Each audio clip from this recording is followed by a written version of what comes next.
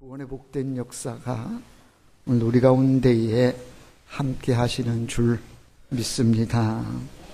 이제 내일은 성탄절입니다. 성탄은 소수의 사람들을 제외하고 지구상에 있는 모든 사람들이 함께 기뻐하고 즐거워하는 날입니다. 그런데 안타까운 것은 이 성탄절을 축하하고 즐거워하는 사람들이 점점 줄어들고 있다는 겁니다.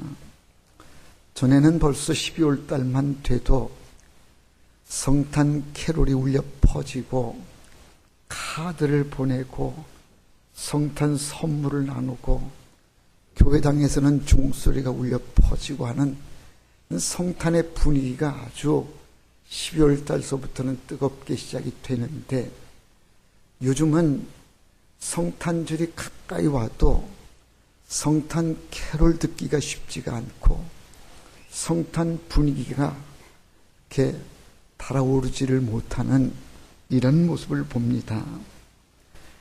예수를 안 믿는 사람은 두말할 것도 없고, 예수를 믿고 교회 안에 신앙생활하고 있는 사람들마저도 성탄의 진정한 의미를 모른 채 성탄절을 그냥 달력에 빨간 글씨 그날로 한 날로 지나치는 이런 경우들이 많다는 겁니다. 성탄절은 그 누구의 생일도 아닌 바로 하나님의 아들 되신 예수님, 구주 예수님, 메시아가 되시는 예수님이 이 땅 위에 오시는 예수님의 탄생을 기념하는 날이 성탄절입니다. 온 인류를 구원하시기 오시는 예수님, 그 예수님이 우리 가운데에 오시는 날이고 우리를 죄악 가운데에서 구원해 주시는 날, 그래서 이 성탄절은 우리 모두에게 큰 기쁨의 날이요 더없는 축복의 날입니다. 오늘 우리는 성경에 나온 이 본문의 말씀을 통해서 예수님이 이 땅에 탄생하셨을 때에 그 예수님을 경배하기 위해서 먼 길을 찾아 나선 동방박사들의 모습을 살펴보고자 합니다. 동방에서 별을 연구하던 박사들입니다. 그들은 이방인이었지만 아기 예수님의 탄생을 알고 가장 먼저 아기 예수님에게 경배드리기 위해서 먼 길을 떠난 사람들입니다. 이 사람들의 특징적인 몇 가지 모습을 보면서 오늘 우리가 성탄을 기념하고 또 성탄의 의미를 나누고자 하는데, 첫 번째가 이 동방의 박사들이 먼 길을 떠나 왔다는 겁니다.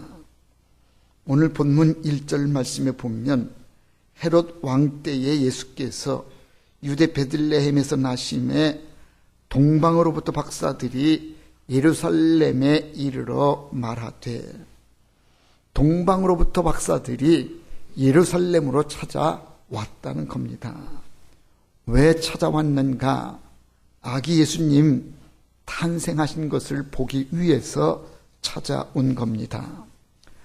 이 박사들이 별을 연구하는 박사들인데 동방으로부터 왔다, 성경은 그렇게 기록합니다. 여기에 이 동방이라고 하는 지역이 어딘가 하면 성경 지명으로는 바벨론을 말하고 지금 지명으로는 이란 정도 됩니다. 이란, 이라크, 이란인데 거기에서부터, 이란에서부터 이스라엘 예루살렘까지 이 동방 박사들이 아기 예수님을 뵙기 위해서 찾아온 겁니다. 그 먼 길을 오는 데에는 여러 가지 위험이 있었습니다. 오는 길에 강도의 위험이 있는가 하면 질병의 위험도 있고, 사막을 지나와야 되기 때문에 사막을 지나는 위험도 있고, 강을 건너야 되기 때문에 강을 건너는 위험도 있었고, 또 오는 길에 맹수 때에 습격을 당하는 짐승떼의 위험도 있었습니다. 그렇게 숱한 위험이 있는데도 불구하고 위험을 무릅쓰고 이 동방박사들이 예루살렘으로 아기 예수님을 만나기 위해 찾아 나선 겁니다. 이들이 예루살렘으로 오는 유일한 목적은 아기 예수님을 뵙는 겁니다. 먼 길을 마다하지 않고 아기 예수님의 탄생을 기리면서 그 먼 길을 찾아와 아기 예수님 만나고자 하는 이 모습이 은혜가 됩니다. 오늘 우리는 어떤 마음으로 성탄절을 기다리고 있습니까? 정말 예수님, 오시는 예수님을 만나고 싶은 그런 간절한 마음이 있어서 이제나 오시나 저제나 오시나 그러면서 손을 꼽아가면서 예수님 오실 날을 기다리는 이런 간절함이 있느냐는 겁니다. 우리는 매년 성탄절을 맞으면 기쁘다 구주 오셨네 찬송은 잘 부릅니다. 고요한 밤 거룩한 밤 우리는 성탄 찬송 캐롤을 부르는데 그저 의미를 모른 채 그냥 맹목적으로 기쁘다 구주 오셨네 그렇게 노래를 부르고 성탄절의 진정한 의미에 감동 없이 우리가 성탄절을 맞이하고 있는 것이 아닌가. 동방의 박사들은 예수님 만나야 되겠다고 하는 간절한 마음 때문에 그 먼 길을 낙타 타고 수위를 거쳐서 많은 위험을 무릅쓰고 예루살렘까지 찾아왔던 겁니다. 오늘 우리에게도 예수님 만나고 싶은 그런 간절한 마음이 있어야 된다는 얘기입니다. 그런가 하면 이 동방박사들은 그렇게 먼 길을 와서 아기 예수님 앞에 옵니다. 왜 이렇게 먼 길을 이렇게 왔는가? 오늘 말씀 보니까 아기 예수께 경배드리기 위해서 왔노라 그렇게 기록하고 있습니다. 본문 2절에 보니까 유대인의 왕으로 나신 이가 어디 계시뇨? 우리가 동방에서 그의 별을 보고 그에게 경배하러 왔노라 하니. 그러니까 이 동방박사들이 먼 길을 온 이유가 예수님 나신 걸 보기도 했지만 보고자 했지만 그보다도 더 그 아기 예수님께 경배드리기 위해서 왔다는 겁니다. 동방박사들은 당대에 최고의 지식인이자 부귀와 명예를 지닌 사람들입니다. 그들이 단순히 학문적인 호기심 때문에 온 것이 아니고 정치적인 목적이나 어떤 개인의 욕망을 채우기 위해 온 것이 아니라 그 먼 길을 온 가장 중요한 이유가 아기 예수님께 경배를 드리기 위해서 온 것이라는 겁니다. 크리스마스라고 말하는데 크리스마스의 뜻이 뭔가 하면 그리스도께 경배한다 그런 뜻입니다. 그래서 메리 크리스마스 그러면요 우리가 기쁜 마음으로 아기 예수님께 경배드립니다. 아기 예수님의 오심을 우리는 기뻐합니다. 그런 말로 우리는 메리 크리스마스 그러는 겁니다. 동방박사들은 먼 길을 찾아와서 아기 예수님께 경배를 드립니다. 본문 11절에도 보면 이렇게 말씀되는데 집에 들어가 아기와 그 모친 마리아에 함께 있는 것을 보고 엎드려 아기께 경배하고 그랬습니다. 그러니까 이 동방의 박사들이 아기 예수님께 경배드리기 위해서 먼 길을 왔고 와서는 이제 아기 예수 앞에 그들이 경배를 드렸다. 경배한다는 말의 뜻이 뭔가 하고 본문을 찾아보니까 경배한다라고 하는 말의 뜻은요 몸을 던져 엎드린다 그런 뜻이 있어요. 그러니까 아기 예수님을 경배했다는 얘기는 동방박사들이 자기의 지위나 권세나 모든 이런 것 자존심 다 내려놓고 몸을 던져서 아기 예수님께 무릎을 꿇는 이게 경배입니다. 다시 말하면 지체가 높은 지식인들이요 명예와 권세를 지닌 사람들인데 그런 지체 높은 박사들이 모든 걸 다 내려놓고 지금 아기 예수 나신 그 예수 앞에 자기의 몸을 던져서 무릎을 꿇고 경배를 드린 겸손의 모습, 이게 진정한 경배였던 겁니다.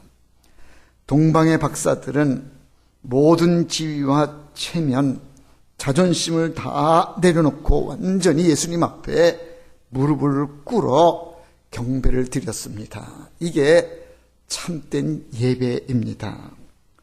오늘 우리가 이렇게 하나님 앞에 예배를 드릴 때에 예배는요, 나의 몸을 던져서 하나님 앞에 경배 드리는 것이 예배입니다.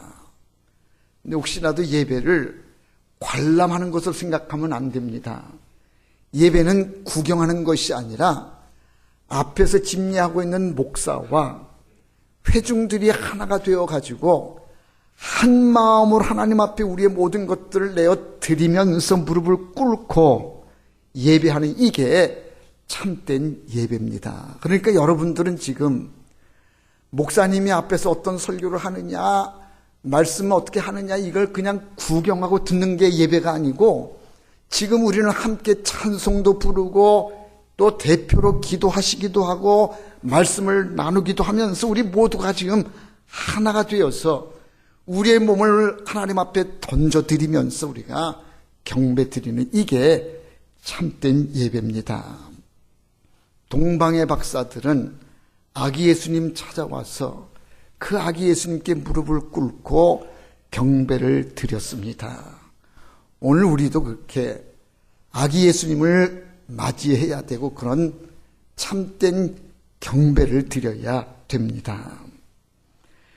세 번째로 주목되는 것은 이 동방 박사들이 먼 길을 찾아온 것으로 끝나지 않았고 경배를 드린 것으로 끝나지 않고 세 가지의 예물을 드렸다. 오늘 본문에 그렇게 말씀되는데 11절에 보면 보배합을 열어 황금과 유향과 몰약을 예물로 드리니라. 이 동방의 박사들이 먼 길을 와서 아기 예수님께 몸을 던져 경배를 드리고 그리고는 세 가지의 예물을 드렸다고 말씀합니다. 이 세 가지의 예물이 아주 특별한데 세 가지 예물이 우리에게 주는 의미가 있습니다. 황금을 드렸다고 하는 얘기는 아기 예수님 만왕의 왕으로 오셨습니다. 황금을 드린 데의 의미는 예수님은 왕이십니다. 그런 믿음의 고백으로 드려진 예물이 바로 황금입니다. 그러니까 동방 박사들이 황금을 예물로 드렸다고 하는 얘기는 동방 박사들이 이해하고 있는 예수님은 만왕의 왕이십니다. 그래서 황금을 드린 거고 두 번째로 드린 예물이 유향입니다. 유향은 제사 때 쓰는 그런 물건인데 유향을 예물로 드렸다는 얘기는 예수님은 대제사장이십니다. 그런 믿음을 고백하는 뜻으로 유향이라고 하는 예물을 드린 거고 세 번째로 드려지는 예물이 몰약인데 이 몰약은 시신에 바르는 약입니다. 그러니까 산 사람을 위해 쓰는 것이 아니고 죽은 시체 위에 쓰는 약이 이 몰약인데 이 몰약을 드렸다는 얘기는 바로 이제 예수님이 우리의 죄를 담당하시고 십자가에 달려 죽으실 것입니다. 이걸 믿음으로 깨닫고 고백해서 드려지는 예물이 바로 이 몰약이었던 겁니다. 그러니까 동방 박사들이 먼 길을 와서 아기 예수님께 경배를 드리고 세 가지 예물 드린 것을 보면 이 동방 박사들이 어떤 믿음으로 어떤 자세로 와서 지금 경배를 드리고 있는가를 우리는 알 수가 있는데 먼 길을 찾아온 것도 특별하고 와서 자기의 몸을 던져서 경배 드린 것도 은혜가 있지만 무엇보다도 이 세 가지의 예물 속에 담겨져 있는 이 의미에 예수님은 만왕의 왕으로 오셨습니다. 예수님은 대제사장이십니다. 예수님은 장차 우리의 죄를 담당하시고 십자가 달려 죽으실 구세주이십니다. 이거를 박사들이 익히 알고 그 믿음으로 찾아와서 무릎을 꿇고 경배를 드리고 예물을 드린 겁니다. 이들이 맞이한 성탄절은 이처럼 믿음의 고백이 있었고 간절함이 있었고, 그리고 예수님은 나의 죄 우리의 죄를 담당하시러 오신 구세주이십니다. 그렇게 믿음을 고백한 그런 성탄으로 맞이했다는 겁니다. 사랑하는 성도 여러분, 내일은 우리가 맞이하는 성탄절인데 여러분들은 지금 성탄을 위해서 어떤 모습으로 주님을 맞이하실지, 무엇을 준비했는지 한번 돌아보시기를 바랍니다. 혹시라도 예수님 오시는 내일 성탄절인데 예수님과는 관계없이 어디 놀러 가자, 선물 주고 받자, 예수님은 온데간데 없이 그냥 우리들끼리 먹고 즐기는 이런 성탄절은 아닌지, 성탄의 주인은 예수님이신데 지금 성탄절을 보면 예수님은 온데간데가 없고 오히려 누가 지금 부각되는 산타클로스가 부각이 되어져, 산타클로스가 무슨 성탄절의 주인공인 것처럼 그렇게 착각을 하고, 그리고 이 성탄절에 그냥 우리는 먹고 즐기고 호텔이 붐비고 그냥 백화점이 붐비는 이런 날로 이렇게 된다고 하면 성탄의 진정한 의미는 어디 있느냐는 겁니다. 아이들에게 장난감 사주고 연인들끼리 만나고 데이트를 즐기고 성탄절이 이렇게 먹고 마시고 즐기는 이런 날로 전락이 되어서 되는가? 성탄의 진정한 의미를 우리는 다시 한번 기억해야 됩니다. 저는 해마다 성탄절이 되면 생각나는 이야기가 있습니다. 아마 여러분들도 이미 들어 잘 아는 이야기인데, 빈방 있습니까? 라고 하는 연극 이야기입니다. 때로는 이 이야기가 여러 사람들의 입에 잘못 전해져 가지고 조금 변형된 얘기들이 오가긴 하는데, 제가 지금 드리는 얘기가 가마 오리지널 원본에 가까울 겁니다. 이 이야기는 실화입니다. 카나다 온태리오에 있는 크리스천 초등학교에서 있었던 일이라고 하는데, 크리스마스가 가까이 오자 이 학교에서는 성탄 연극을 준비하게 되었습니다. 연극을 이제 배역을 맡겨서 이제 연극을 준비하게 되는데, 그런데 그 학교에 지체 장애를 갖고 있는, 정서적인 장애를 갖고 있는 랄프라고 하는 학생이 있었는데, 이 학생이 그 연극에 꼭 출연하고 싶어하는 이런 가운데 있었습니다. 그래서 지금 성탄 연극을 준비하는데 다른 사람들은 이 랄프가 정서적인 장애가 있기 때문에 그에게 배역을 맡기다가는 연극을 망칠 수가 있으니 안 된다라고 반대를 하는데, 그런데 유독 담임 선생님은 이 랄프에게도 용기를 줍시다. 랄프가 그렇게 이 연극 배역을 맡고 싶어 하니 이 랄프에게도 배역을 하나 줍시다. 그래가지고 이 랄프에게도 배역을 하나 맡기게 되는데, 어떤 배역을 맡기는가?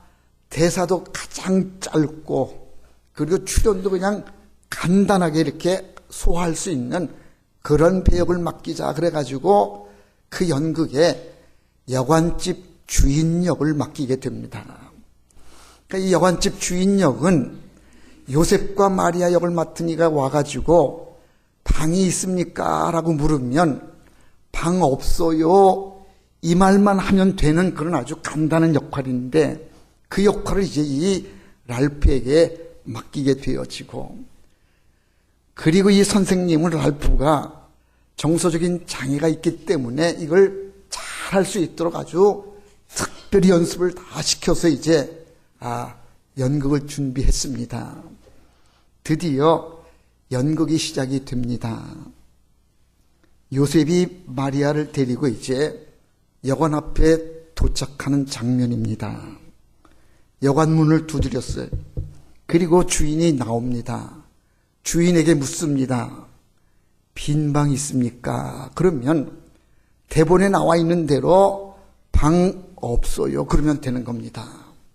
근데 이 모든 사람들이 긴장하면서 랄프가 잘 해낼까 하고서는 이제 주의 깊게 보는데 방 있습니까? 물으니까 랄프가 방 없어요. 잘했습니다. 그런데 거기서 끝났으면 그냥 잘 됐을 텐데, 그런데 이 요셉도 한마디를 더 합니다. 큰일 났어요. 우리 마리아 이 사람이 아기가 지금 금방 날 것 같아요. 저희에게 방 하나 줄 수 없나요? 그러면서 애타게 요셉을 역을 맡은 이 배역자가 그렇게 간청을 합니다. 그저 한 번으로 끝나야 되는 건데 또 이렇게 한마디를 더 하다가 보니까 지금 얘기가 꼬이기 시작하는데, 그런데 얼마나 이 요셉이 큰일 났어요. 아기가 지금 나올 것 같아요. 방 없어요. 막 이렇게 하는데 랄프가 감동이 와가지고 눈물을 글썽이면서 방 없어요 그래야 되는데 방 없어요 그러지를 못하고 제 방으로 오세요. 이런, 연극에는 방이 없으니까, 자기 연극 대사에는 방이 없으니까 내 방으로 오세요 이렇게 얘기를 한 겁니다. 그래서 연극은 본래 대본대로 진행이 되지를 못하고 잘못 이렇게 이제 갔지만, 제 방으로 오세요라고 했었던 이 랄프의 대사에 그 연극을 보던 사람들이 모두가 다 감동을 받은 거예요. 예수님 모실 방이 없다고 방이 없어요 이러는 때에 이 랄프는 그 상황이 안타까워서 제 방으로 오세요. 그렇다. 오늘 이 시대가 예수님 오셨는데도 예수님 모실 방이 없는 시대인데 내 방으로 오세요. 이럴 수 있다고 하는 것이 이게 얼마나 큰 감동인가. 그래서 그 연극을 보던 모든 사람들이 그 대사에 은혜를 받았다는 얘기입니다.